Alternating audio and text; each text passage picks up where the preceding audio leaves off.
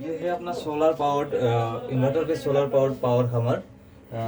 जैसे कि आप देख रहे हैं यहाँ पे एक इन्वर्टर लगा हुआ है सोलर पावर को डीसी को एसी कन्वर्ट करने के लिए, और यहाँ पे हम लोग के बैकअप के लिए बैटरी भी रखा हुआ है। तो इसको हम इन्वर्टर के थ्रू कनेक्ट किया है 2 HP मोटर के साथ पावर हमर को। जैसे कि आप देख रहे हैं यहाँ पे 2 HP का मोटर लगा हुआ है।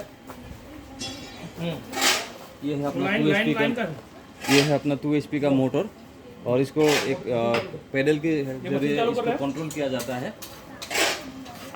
बट्टी बता बट्टी। और ये है अपना blower, solar power blacksmith blower.